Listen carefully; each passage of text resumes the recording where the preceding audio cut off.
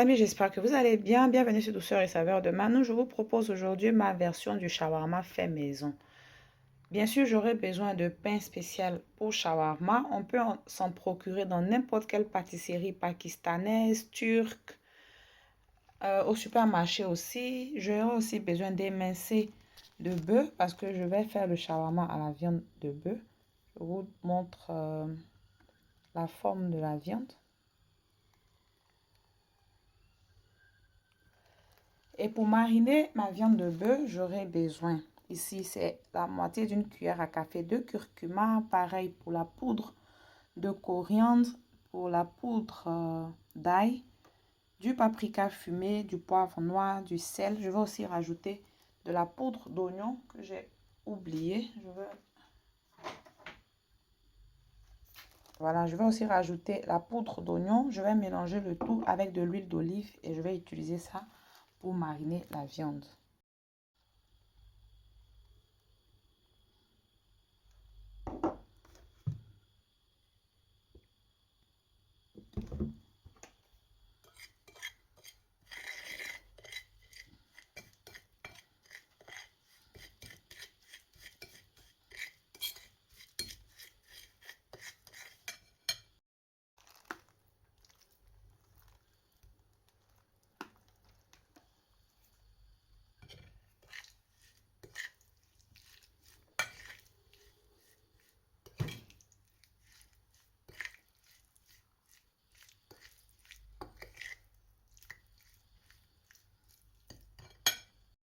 Après avoir laissé la viande mariner 2 heures au réfrigérateur, je vais venir maintenant la faire cuire.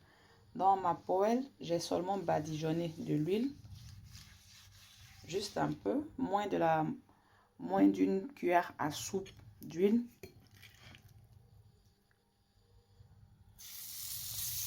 Le feu est à température très moyenne, mais j'ai laissé la poêle bien chauffer d'abord.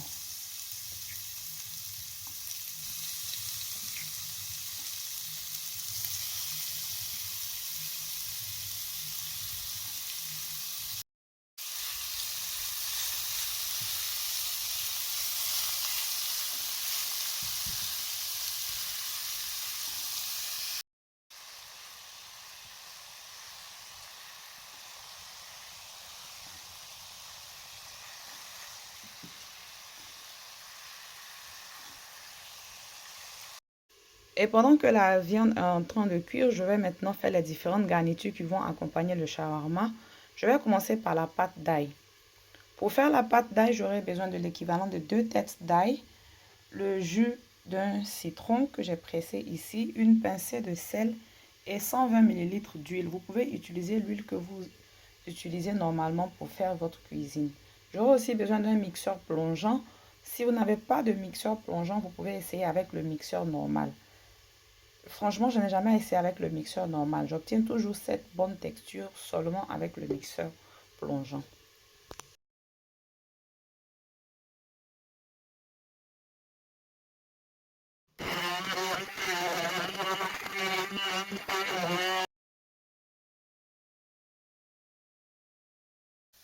De temps en temps, il faudra vérifier la viande et si elle est bonne à votre goût, vous pouvez éteindre le feu.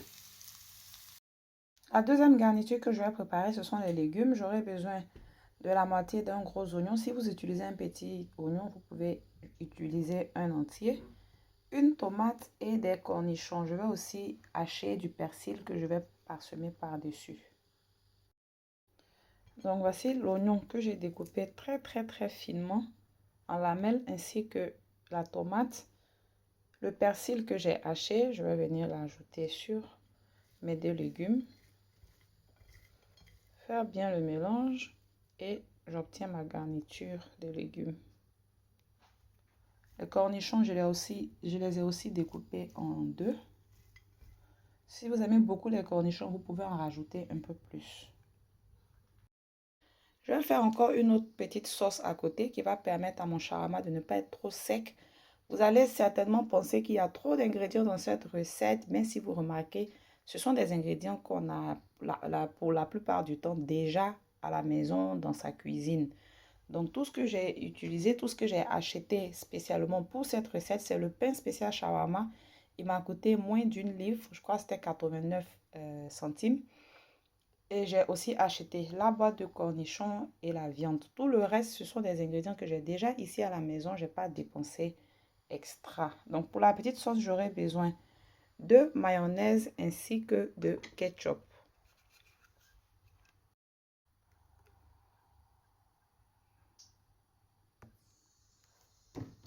Donc, j'utilise la même quantité. Si par exemple, j'ai utilisé 2 cuillères à soupe de mayonnaise, j'utilise aussi 2 cuillères à soupe de ketchup.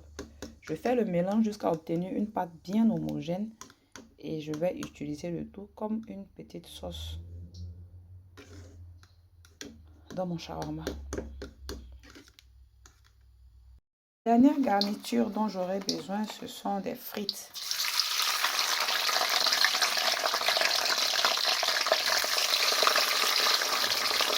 Donc je les fais en dernier parce que bien sûr je veux que les frites soient bien chaudes juste avant de faire le montage du shawarma.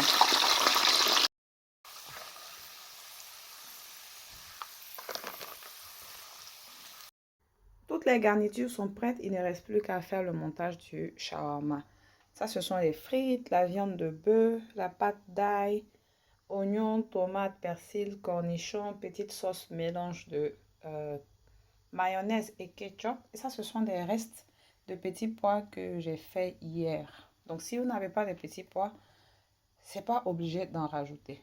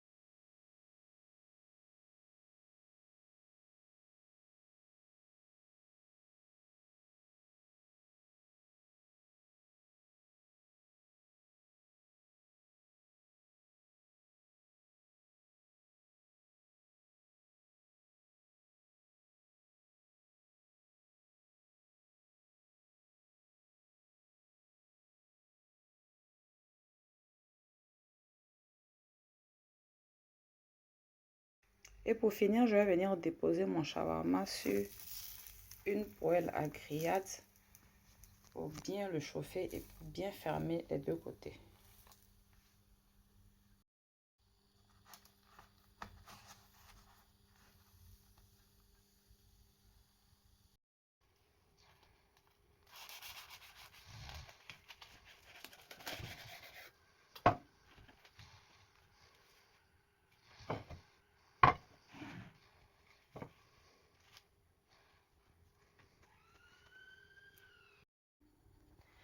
Nous arrivons à la fin de la vidéo. J'espère que la recette vous aura plu.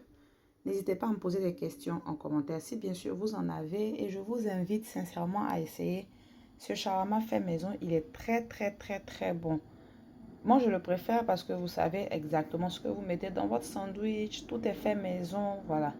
On se retrouve bientôt pour une autre recette ou astuce en cuisine. Bye! N'oubliez pas de liker et partager la vidéo.